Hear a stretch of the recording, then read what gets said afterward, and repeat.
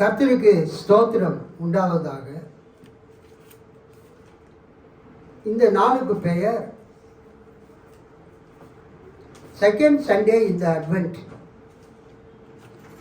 கிறிஸ்து வருகையின் 2ஆம் ஞாயிறு. இந்த ஞாயிற்றுக்கிழமை கிறிஸ்மஸ் 25ஆம் தேதி வருகிறது. அதற்கு முன்பதாக வரக்கூடிய ஞாயிற்றுக்கிழமைகள் வருகையின் ஞாயிறு என்று அழைக்கப்படுகிறது. வருகையின் முதல் ஞாயிறு, 2ஆம் ஞாயிறு, 3ஆம் ஞாயிறு, 4ஆம் ஞாயிறு. இந்த இயேசு வருகையினுடைய இந்த 2ஆம் ஞாயிற்றுக்கிழமையில் நாம் இயேசுவின் முதல் வருகையை பற்றி நாம் தியானிக்க வேண்டும். அல்லேலூயா.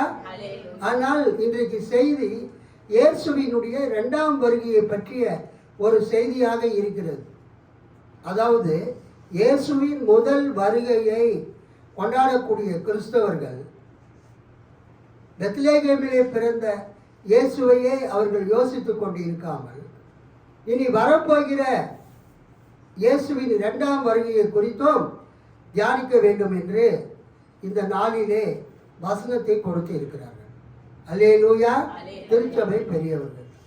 ஸோ இன்னைக்கு கொடுக்கப்பட்டிருக்கிற வேத பகுதி என்னவென்றால், வெளிப்படுத்தின விசேஷம் 19வது அதிகாரம் 11 முதல் 16 வரை. இந்த வேத பகுதிக்கு தலைப்பாக திருவிவிலியம் பொது மொழிபெயர்ப்பிலே வெண் குதிரை மீது அமர்ந்திருந்தவர், the rider on the white horse என்று கொடுத்திருக்கிறார்கள். இதை நாம் பழைய திருப்புதலில் முதலாவது வாசிப்போம். வெளிப்படுத்தல் 19:11 முதல். பின்பு பரலோகம் திறந்திருக்க கண்டேன், இதோ ஒரு வெள்ளை குதிரை காணப்பட்டது. அதன் மேல் ஏறி இருந்தவர் உண்மையும் சத்தியமும் உள்ளவர் எனப்பட்டவர். அதன் மேல் ஏறி இருந்தவர் உண்மையும் சத்தியமும் உள்ளவர் எனப்பட்டார். அவர் நீதியாய் நியாயம் தீர்த்து யுத்தம் பண்ணுகிறார். அவருடைய கண்கள் அக்கினி ஜுவாலையை போல் இருந்தன. அவருடைய சிரசின் மேல் அநேகம் கிரீடங்கள் இருந்தன. அவருக்கே அன்றி வேறு ஒருவருக்கும் தெரியாத ஒரு நாமமும் எழுதியிருந்தது. இரத்தத்தில் தோய்க்கப்பட்ட வஸ்திரத்தை தரித்திருந்தார். அவருடைய நாமம் தேவனுடைய வார்த்தை என்பது. பரலோகத்தில் உள்ள சேனைகள் வெண்மையும் சுத்தமுமான மெல்லிய வஸ்திரம் தரித்தவர்களாய் வெள்ளை குதிரைகளின் மேல் ஏறி அவருக்கு பின் சென்றார்கள். புற ஜாதிகளை வெட்டும்படிக்கு அவருடைய வாயிலிருந்து கூர்மையான பட்டயம் புறப்படுகிறது. இருப்பு கோலால் அவர்களை அரசாளுவார். அவர் சர்வ வல்லமையுள்ள தேவனுடைய உக்கிர கோபமாகிய மதுவுள்ள ஆலையை மிதிக்கிறார். ராஜாதி ராஜா, கர்த்தாதி கர்த்தா என்னும் நாமம் அவருடைய வஸ்திரத்தின் மேலும் அவருடைய தொடையின் மேலும் எழுதப்பட்டிருந்தது. அல்லேலூயா. கண்களை மூடி நாம் ஜெபிப்போம். மகா கிருபையும் இரக்கமும் உள்ள பரம தந்தையே, எங்கள் ஆண்டவராகிய இயேசு கிறிஸ்துவின் பிதாவாகிய தேவனே, கிறிஸ்து இந்த உலகத்தில் பிறந்த கிறிஸ்மஸ் பண்டிகையை கொண்டாடக்கூடிய காலத்தில் நாங்கள் இருக்கிறோம். இந்த கிறிஸ்து வருகையின் 2வது ஞாயிற்றுக்கிழமையில் நாங்கள் பெத்லகேமிலே பிறந்த இயேசுவினுடைய முதல் வருகையை குறித்து நாங்கள் சிந்திக்காமல், இனி வரப்போகிற 2ஆம் வருகையிலே வரப்போகிற இயேசுவினுடைய 2ஆம் வருகையில் இயேசு எப்படி வருவார் என்கிறதை குறித்து நாங்கள் சிந்திக்கப் போகிறோம். பரிசுத்த ஆவியானவரே, எங்கள் மனக்கண்களை பிரகாசியும், எங்களோடு பேசும். இந்த செய்தி இங்கே இருக்கிற மக்களுக்கும், இந்த செய்தியை யூடியூபிலும் ஃபேஸ்புக்கிலும் வாட்ஸ்அப்பிலும் பார்க்க போகிற மக்களோடும் நீ பேசுவீராக. இயேசுவின் நாமத்தில் ஜெபிக்கிறோம் நல்ல பிதாவே, ஆமென். அல்லேலூயா. அல்லேலூயா. கர்த்தருக்கு ஸ்தோத்திரம். கர்த்தருடைய பரிசுத்த நாமத்துக்கு மகிமை உண்டாவதாக.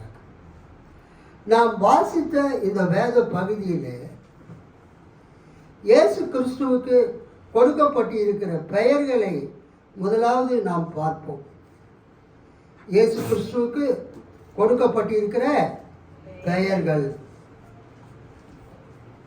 கர்த்தருக்கு ஸ்தோத்திரம்.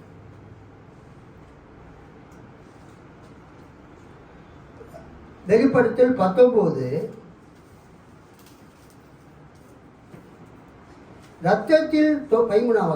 ரத்தத்தில் தோய்க்கப்பட்ட வஸ்திரத்தை தரித்திருந்தார். அவருடைய நாமம் தேவனுடைய வார்த்தை என்பதே. அல்லேலூயா. இங்கு இயேசுவுக்கு கொடுக்கப்பட்டிருக்கிற பெயர் என்னவென்றால் 13ஆம் வசனத்தில் அவருடைய நாமம் தேவனுடைய வார்த்தை என்பது, த வேர்ட் ஆஃப் காட். நாம் வாசித்த 19:11 நாம் பார்க்கிறோம். இதோ பின்பு பரலோகம் திறந்திருக்க கண்டேன். இதோ ஒரு வெள்ளை குதிரை காணப்பட்டது. அதன் மேல் ஏறி இருந்தவர் உண்மையும் சத்தியமும் உள்ளவர் எனப்பட்டார். அவர் நீதியாய் நியாயம் தீர்த்து யுத்தம் பண்ணுகிறார். இங்கு இயேசுவுக்கு கொடுக்கப்பட்டிருக்கிற 2 பெயர்கள் இருக்கிறது.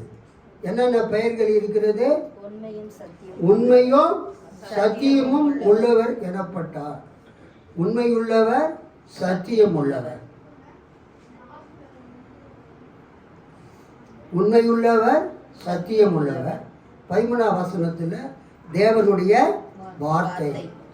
16ஆம் வசனத்தை பார்த்தீங்கன்னா, ராஜாதி ராஜா கர்த்தாதி கர்த்தா என்னும் நாமம் அவருடைய வஸ்திரத்தின் மேலும் அவருடைய தொடையின் மேலும் எழுதப்பட்டு இருந்தது. அல்லேலூயா. ஸோ நாம் வாசித்த இந்த வேத பகுதியில் இயேசுவை குறிப்பிடும்படியாக எத்தனை வார்த்தைகள் வருகிறது? 5 வார்த்தைகள். முதலாவது வார்த்தை என்ன? உண்மையுள்ளவர், சத்தியம் உள்ளவர். 2. மூன்றாவது வார்த்தை தேவனுடைய வார்த்தை. 4வது வார்த்தை 16ஆம் வசனத்தில் இருக்குது, ராஜாதி ராஜா. 5வது வார்த்தை கர்த்தாதி கர்த்தா. கைத்தட்டி ஆண்டவர் மகிமைப்படுத்தும். நல்லா கைத்தட்டிங்க, உற்சாகமா. ஸோ ஒருவரை நாம் புரிந்து கொள்ள வேண்டும் என்றால், ஒருவரை நாம் அறிந்து கொள்ள வேண்டும் என்றால், அவருடைய பெயர்களை நாம் என்ன செய்ய வேண்டும்?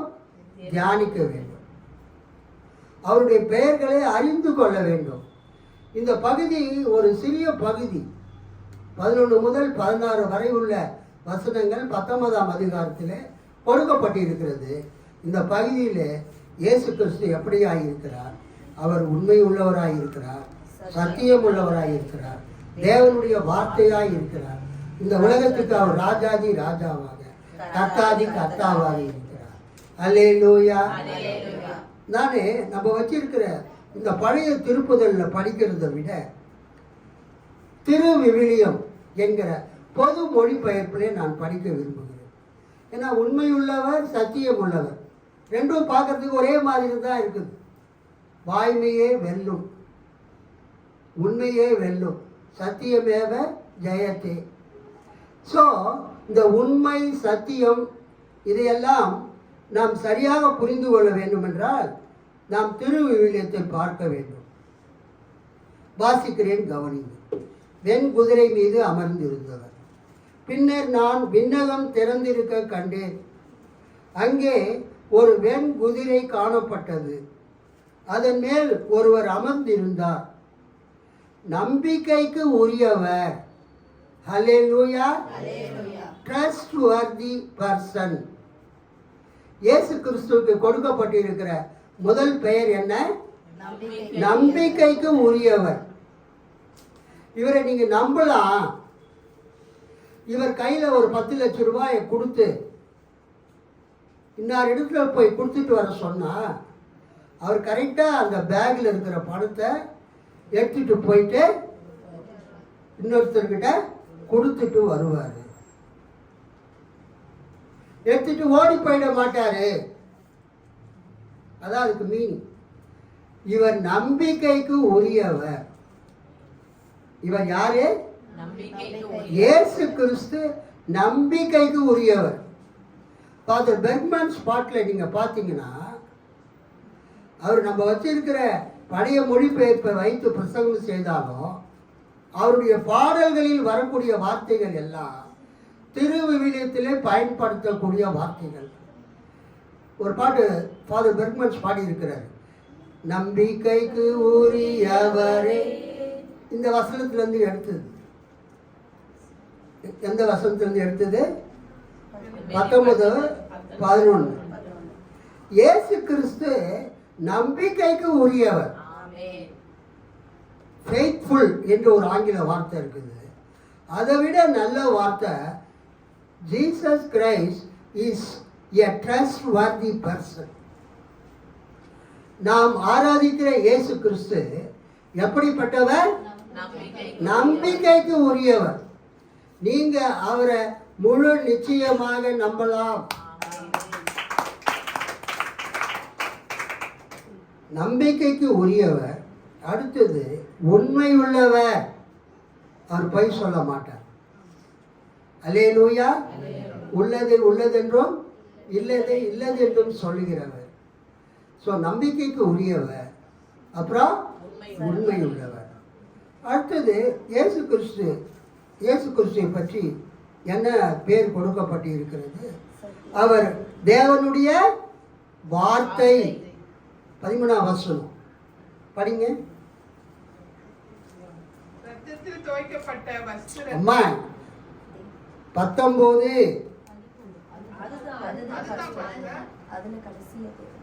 சரி படிங்க. ரத்தத்தில் தோய்க்கப்பட்ட வஸ்திரத்தை தரித்திருந்தார். அவருடைய நாமம் தேவனுடைய வார்த்தை என்பது. அவருடைய நாமம் தேவனுடைய வார்த்தை என்பது.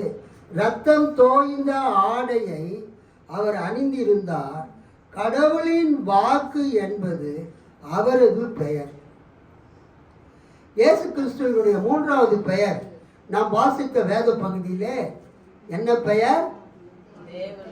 கடவுளுடைய வாக்கு, தேவனுடைய வார்த்தை. ஆக்சுவலா யோவான் சுவிசேஷம் எபேசுவிலே எழுதப்பட்டது. யோவான் சுவிசேஷம் எபேசுவிலே எழுதப்பட்டது. அங்கதான் முதலாவது யோவான் சுவிசேஷம் வெளியிடப்பட்டது. யோவான் அங்கதான் இருந்தார், இயேசுவின் சீடர். அந்த யோவான் தன் சுவிசேஷத்துல புரோலாக் முன்னுரையில அவர் என்ன எழுதுறாருன்னா, இயேசு இந்த உலகத்தில் பிறப்பதற்கு முன்பதாக அவர் எப்படி இருந்தார், the preexistence of the word, வார்த்தையாக இயேசு இருந்தார். இந்த உலகங்கள் தோன்றுவதற்கு முன்பதாக, உலகங்கள் படைக்கப்படுவதற்கு முன்பதாக இயேசு எப்படி இருந்தார் என்று யோவான் 1ஆம் அதிகாரம் 1ஆம் வசனத்திலே யோவான் எழுதுகிறார். யாராவது ஒருத்தர் படிங்க. யோவான் 1:1. ஆதியிலே வார்த்தை இருந்தது, அந்த வார்த்தை தேவனிடத்தில் இருந்தது, அந்த வார்த்தை தேவனாய் இருந்தது. அவர் ஆதியிலே தேவனோடு இருந்தார். சகலமும் அவர் மூலமாய் உண்டாயிற்று. உண்டானதொன்றும் அவராலே அல்லாமல் உண்டாகவில்லை. போதும். யோவான் சுவிசேஷம் 1ஆம் அதிகாரம் 1 முதல் 18 வசனங்கள் புரோலாக் என்று அழைக்கப்படுகிறது. முன்னுரை பாடல். நம்ம வச்சிருக்கிற பைபிள் எல்லாமே டெக்ஸ்டாவே இருக்கும். டெக்ஸ்ட்னா என்னது? இந்த வார்த்தைகள் அச்சடிக்கப்பட்டு இருக்கும், உரைநடை வடிவத்தில் இருக்கும், நெரேட்டிவாக இருக்கும். ஆனால் அந்த மூல பாஷையில், கிரேக்க பாஷையில் இந்த யோவான் 1ஆம் அதிகாரம் 1லிருந்து 18 வசனம் எப்படி இருக்கும் என்றால் பாடல் வடிவத்தில் இருக்கும். அதனால்தான் புது திருப்புதலை நீங்கள் பயன்படுத்துங்கள் என்று நாம் சொல்லுகிறது. யோவான் 1ஆம் அதிகாரம் 1 முதல் 18 எப்படி இருக்குதுங்க? பாடல் வடிவத்தில். இங்கிலீஷில் கிங் ஜேம்ஸ் வெர்ஷன் பைபிளாக இருந்தாலும் தமிழில் நாம் வைத்திருக்கிற இந்த பவர் மொழிபெயர்ப்பு பழைய திருப்புதலாக இருந்தாலும் எல்லாமே வசனங்களாகவே இருக்கும். ஆதியாகமம் 1:1 வெளிப்படுத்தல் கடைசி அதிகாரம் கடைசி வசனம் வரைக்கும் என்ன இருக்கும்? வசனமாகவே இருக்கும். கண்டினியூவஸ் நெரேஷனாக இருக்கும். உரைநடையாகவே இருக்கும். அல்லேலூயா. ஆனால் எபிரேய பைபிள்லையும் கிரேக்க பைபிள்லையும் சில இடங்கள் உரைநடையாக இருக்கும். சில இடங்கள் செய்யுள் வடிவத்தில் இருக்கும். அல்லேலூயா. ஸோ அந்த மூல பாஷை எபிரேய மொழியாக இருந்தாலும் தானியேல் புஸ்தகத்தில் வரக்கூடிய நடுப்பகுதி அரமேயன் மொழியில் எழுதப்பட்டது அதுவாக இருந்தாலும், அல்லது புதிய ஏற்பாட்டில் சில பகுதிகள் உரைநடையில் இருக்கும் பெரும் பகுதிகள், சில பகுதிகள் செய்யுள் வடிவத்தில் கவிதையாக இருக்கும். அது மாதிரி பார்க்கும்போது இந்த யோவான் எழுதிய நற்செய்தியில் முதல் பகுதி முன்னுரை பாடல், புரோலாக், முன்னுரை பாடல். இந்த முன்னுரை பாடலில் 1ஆம் அதிகாரம் 1ஆம் வசனத்திலிருந்து 1ஆம் அதிகாரம் 18ஆம் வசனம் வரைக்கும் அது செயல் வடிவத்தில் இருக்கும், பாடல் வடிவத்தில். நீங்கள் NIV, RSV, NRSV, ESV ஆங்கில பைபிளில் பார்த்தீங்கன்னா இந்த யோவான் 1:1 18 வரைக்கும் எப்படி இருக்குங்க? செய்யுள் வடிவத்தில், பாடல் வடிவத்தில், உரைநடையாக இருக்காது. நம்ம வச்சிருக்கிற பழைய திருப்புதல் தான் உரைநடையாக இருக்கும். ஸோ இந்த புரோலாக், ஜான்ஸ் காஸ்பல் உடைய புரோலாக், யோவான் எழுதிய நற்செய்தியினுடைய அந்த 1ஆம் அதிகாரம் 1 முதல் அந்த 18 வசனங்கள் முன்னுரை பாடல். அல்லேலூயா. ஆமாம், புரோலாக், முன்னுரை பாடல். அது எதை பற்றி பேசுகிறது என்றால் வாக்கு மனிதராதல். வாக்கு மனிதர் ஆதல். The word became flesh. வாக்கு மனிதராதல். தொடக்கத்தில் வாக்கு இருந்தது, ஆதியிலே வார்த்தை இருந்தது, அந்த வார்த்தை தேவனோடு இருந்தது, அவ்வாக்கு கடவுளோடு இருந்தது, அவ்வாக்கு கடவுளாயும் இருந்தது.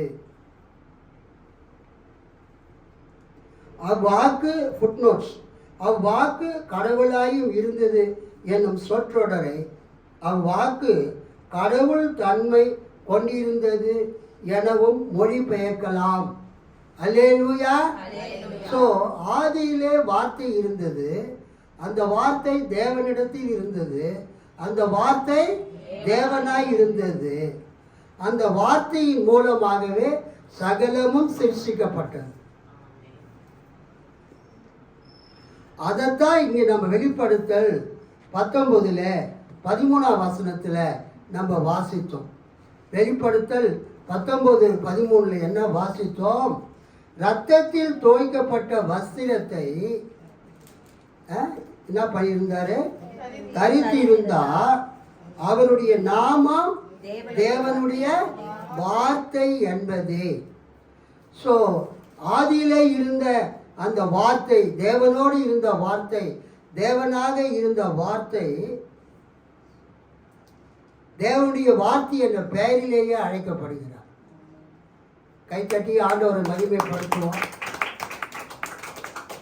அந்த வார்த்தை எப்படிப்பட்ட வார்த்தையாக இருந்தது? சிருஷ்டிக்கும் வார்த்தையாக இருந்தது. அல்லேலூயா. அந்த ஆதியிலே தேவனோடு இருந்த அந்த வார்த்தை உண்டானதொன்றும் அவராலே அல்லாமல் உண்டாகவில்லை, சகலமும் அவர் மூலமாய் உண்டானது.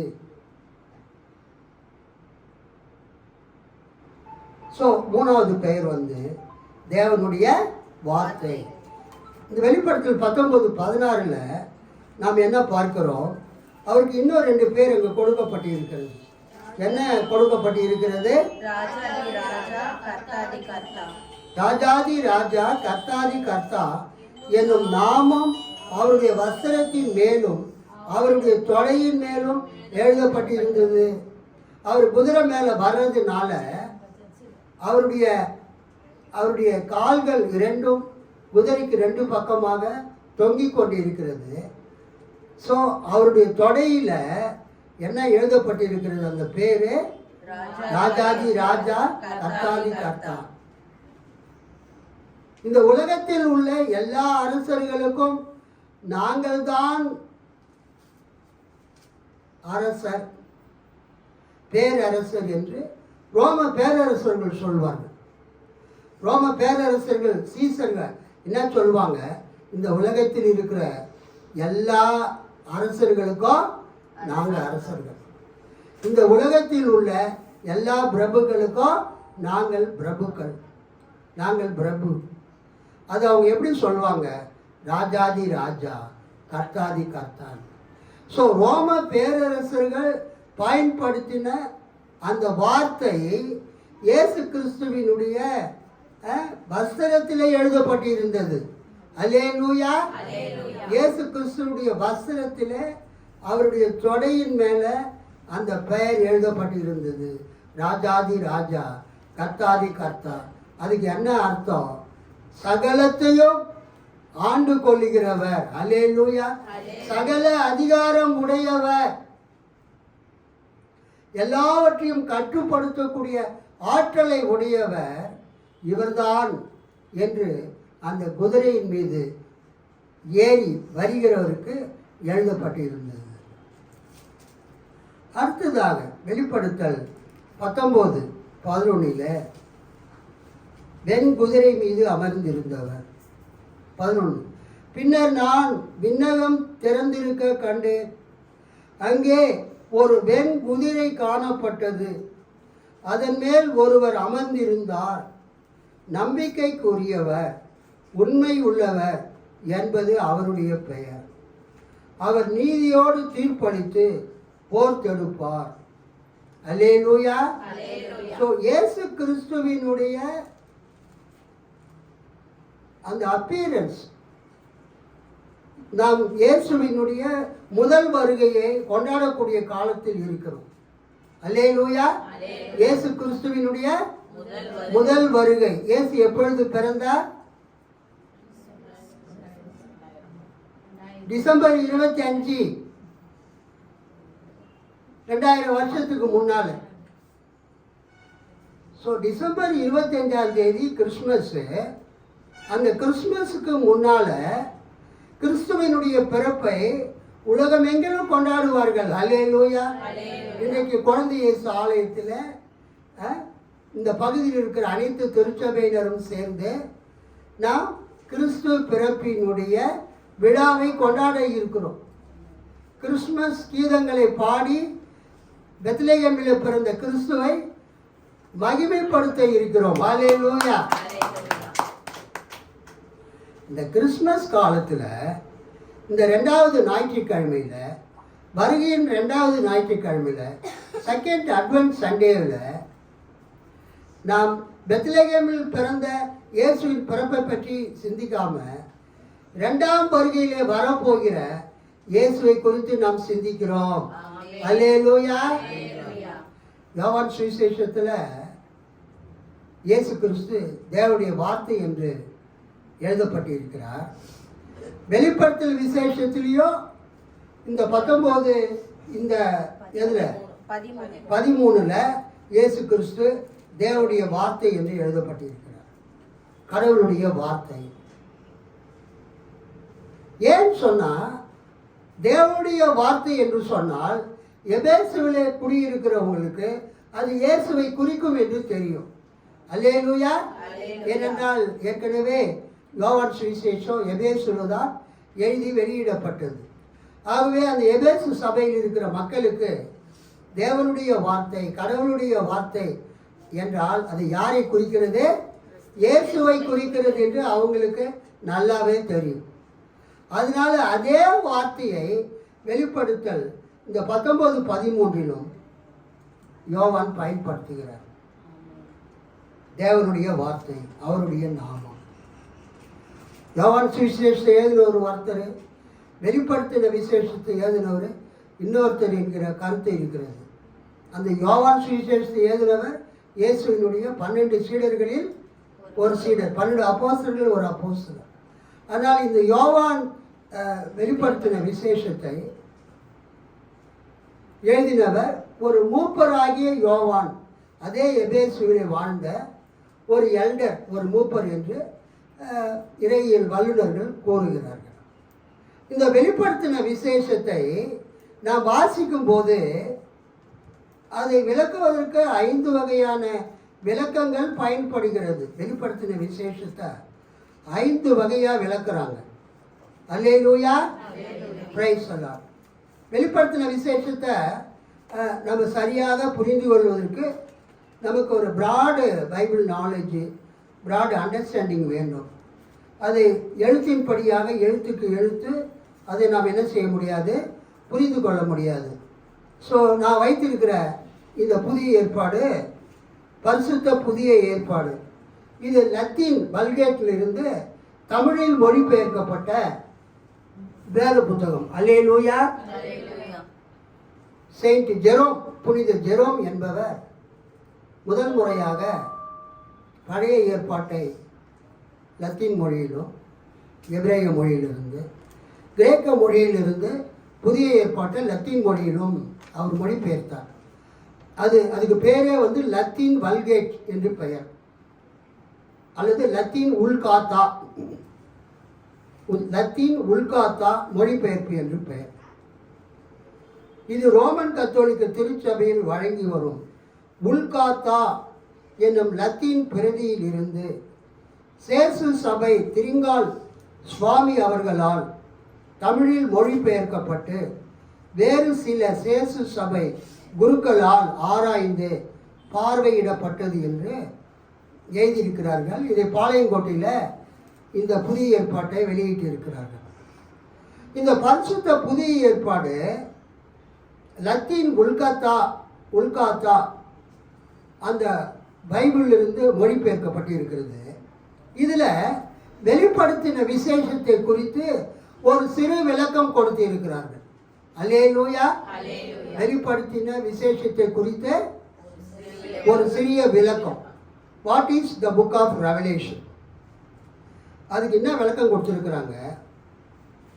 இந்த வெளிப்படுத்தல் விசேஷத்தில், இந்த ஆகமத்தில், இந்த திருவெளிப்பாட்டு நூலில் சொல்லப்பட்டவைகளில் சில காரியங்கள் அக்காலத்தில் உடனேயும், இந்த வெளிப்படுத்தின விசேஷம் எழுதப்பட்ட காலத்தில் உடனேயும், சில பிற்காலங்களில், சில ஆண்டுகள் கழித்து சில பிற்காலங்களிலும், இன்னும் சில உலக முடிவிலும், கடைசியாய் மற்றவைகள் மோட்சத்தில் நித்தியமாயும் நிறைவேற வேண்டியவைகள் ஆகும்.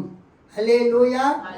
இந்த குறிப்பை வெளிப்படுத்தின விசேஷத்தினுடைய முதல் அதிகாரத்துக்கு கீழாக இவர்கள் கொடுத்து இருக்கிறார்கள்.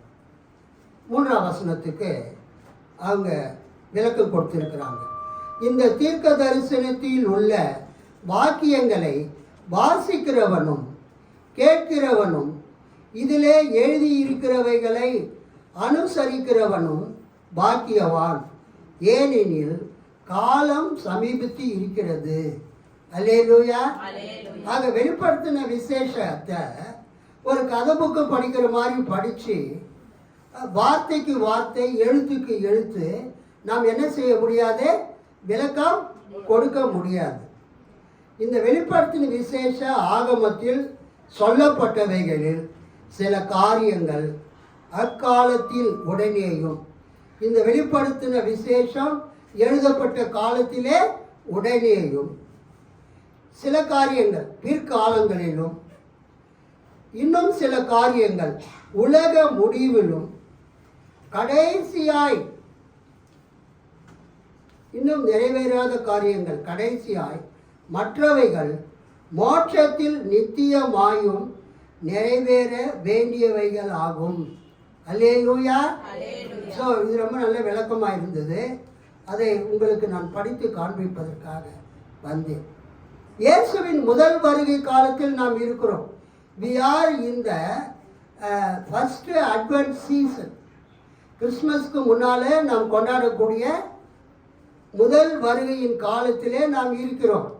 ஆனால் இந்த வருகையின் முதல் 2ஆம் ஞாயிற்றுக்கிழமையில் நமக்கு கொடுக்கப்பட்டிருக்கிற வேத பகுதி இயேசுவின் 2ஆம் வருகையை பற்றிய பகுதி.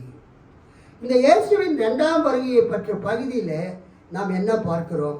11ஆம் வசனத்தில், பின்பு பரலோகம் திறந்திருக்க கண்டேன், இதோ ஒரு வெள்ளை குதிரை காணப்பட்டது, அதன் மேல் ஏறி இருந்தவர் உண்மையும் சத்தியமும் உள்ளவர் எனப்பட்டவர், அவர் நீதியாய் நியாயம் தீர்த்து யுத்தம் பண்ணுகிறார்.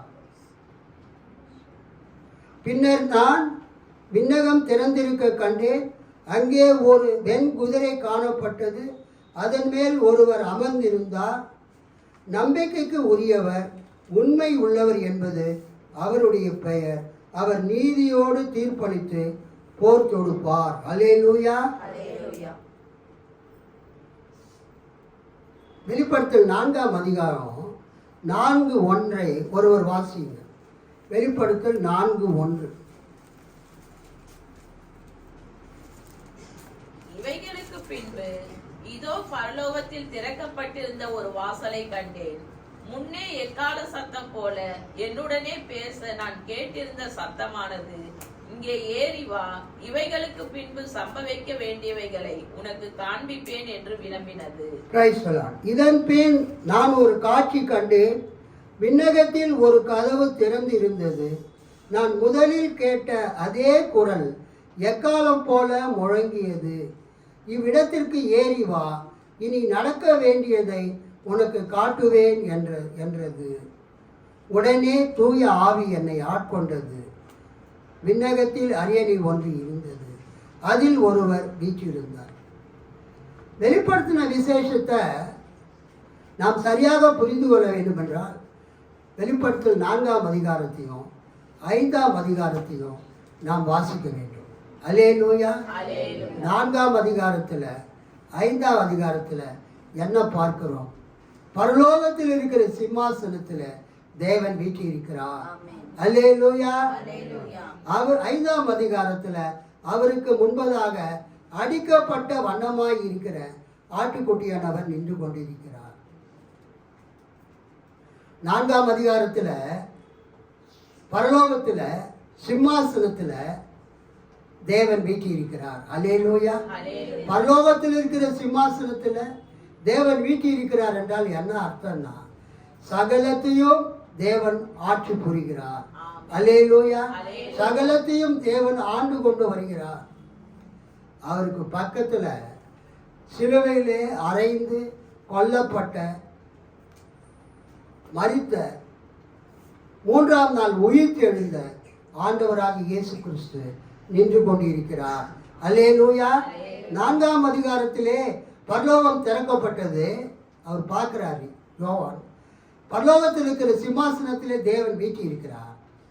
5ஆம் அதிகாரத்தில் அந்த சிம்மாசனத்துக்கு எதிரே அடிக்கப்பட்ட வண்ணமாயிருக்கிற ஆட்டுக்குட்டியானவர் நின்று கொண்டு இருக்கிறார்.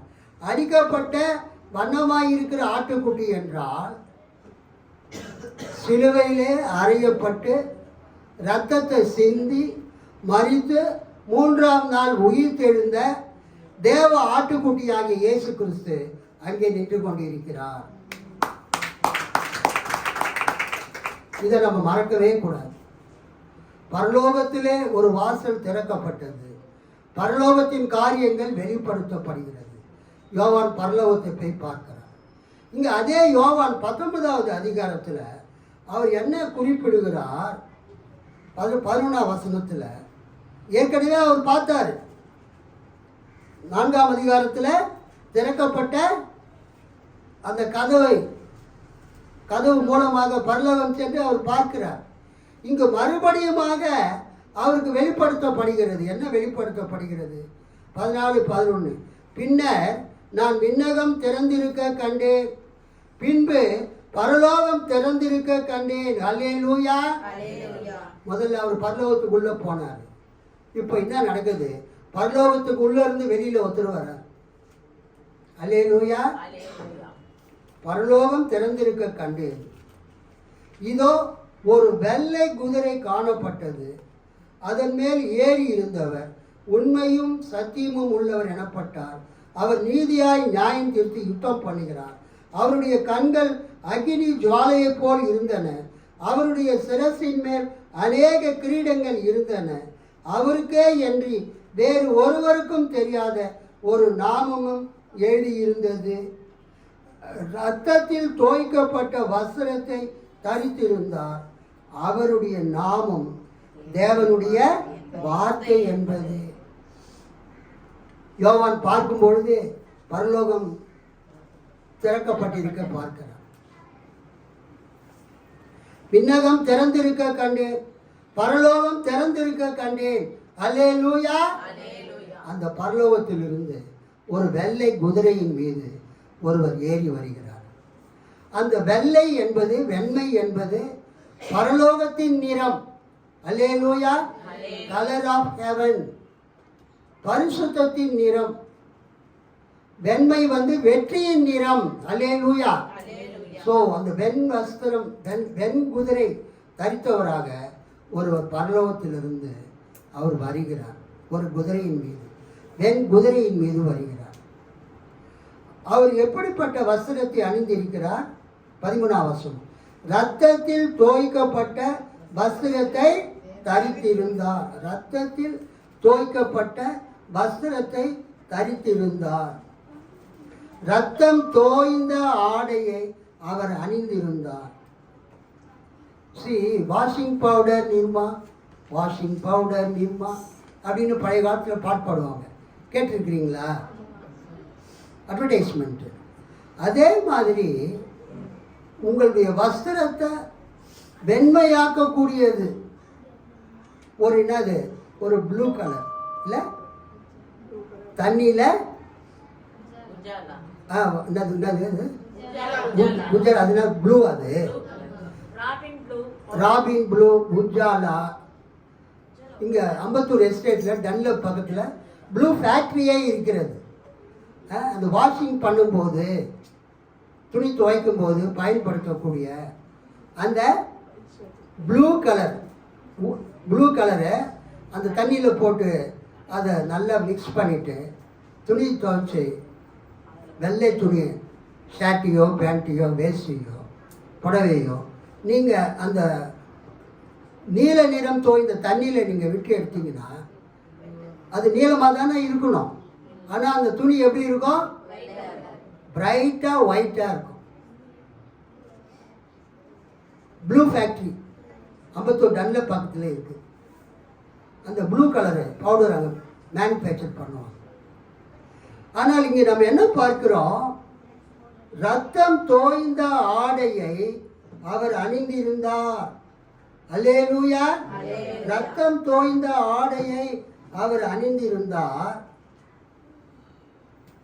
கடவுளின் வாக்கு என்பது அவரது பெயர். இயேசு கிறிஸ்து வர்றது வெள்ளை குதிரை. அது பரிசுத்தத்துக்கு அடையாளமாக, வெற்றிக்கு அடையாளமான ஒரு குதிரை. ஆனால் அவர் அணிந்திருக்கிற ஆடை எத்தகையது? இரத்தத்திலே தோய்க்கப்பட்ட வஸ்திரத்தை அவர் அணிந்திருக்கிறார். அதை 2 காரியங்களை குறிக்கிறது. முதல் காரியம், இயேசு சிலுவையிலே அறையப்பட்டார். அந்த சிலுவையிலே அறையப்பட்ட போது அவருடைய சரீரத்தில் இருந்த ரத்தம் முழுவதும் கீழே சிந்தப்பட்டது, ஊற்றப்பட்டது. ஸோ அவர் ரத்தத்தில் தோய்ந்த வஸ்திரத்தை அணிந்திருந்தார் என்பது அவருடைய சிலுவை மரணத்தை குறிக்கிறது. அல்லேலூயா. அதே நேரத்தில் ஏசாயா 63வது அதிகாரம், ஏசாயா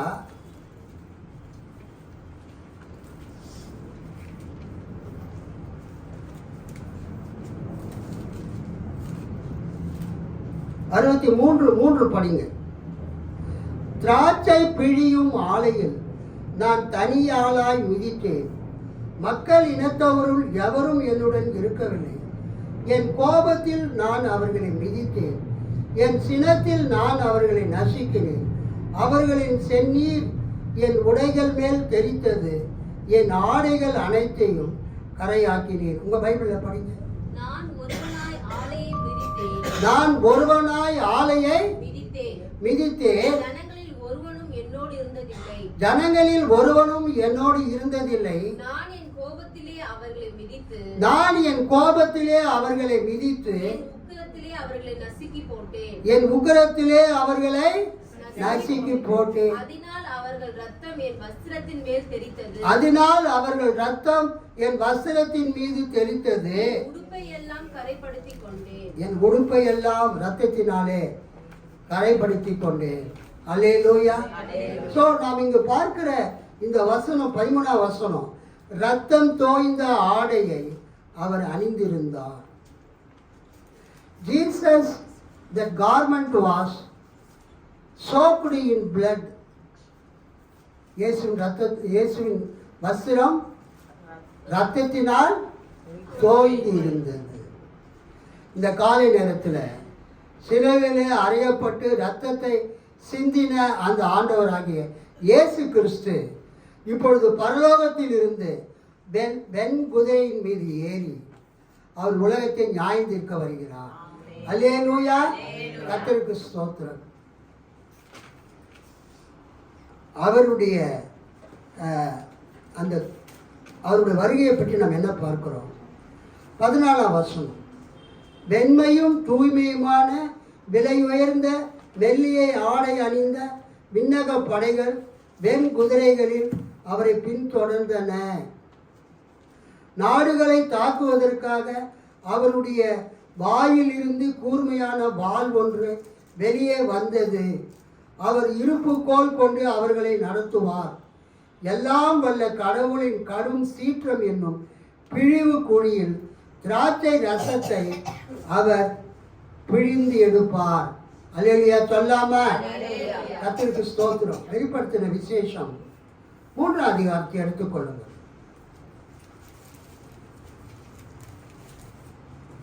வெளிப்படுத்தின விசேஷம் 3ஆம் அதிகாரத்துல நாம் என்ன பார்க்கிறோம்?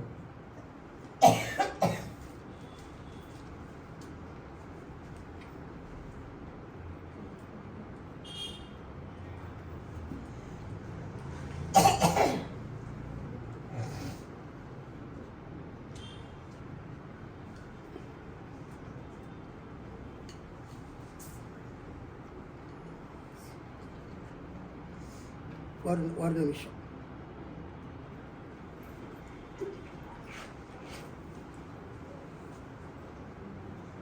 கிறிஸ்து புறஜாதியாரை மட்டுமல்ல, கிறிஸ்து தேசங்களை மட்டுமல்ல, சபையையும் அவர் நியாயந்தீர்க்க வருகிறார். ஒரு அல்லேலூயா சொல்லாமா? கர்த்தருக்கு ஸ்தோத்திரம்.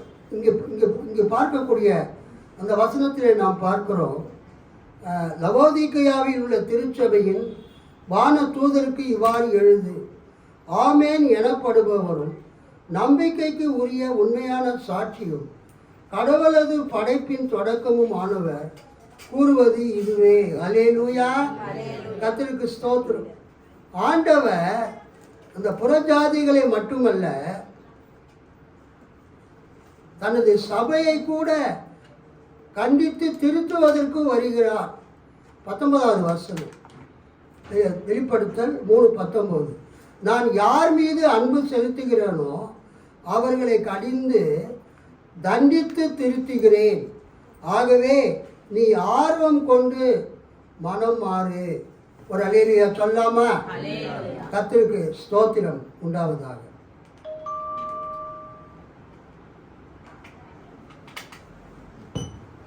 ஸோ இந்த காலை நேரத்தில் கர்த்தராகிய இயேசு கிறிஸ்து அவர் இந்த 2வது முறையாக அவர் வரும் பொழுது அவர் எப்படி வருவார் என்கிற காரியத்தை யோவான் வெளிப்படுத்தல் 19 அவர் எழுதியிருக்கிறார்.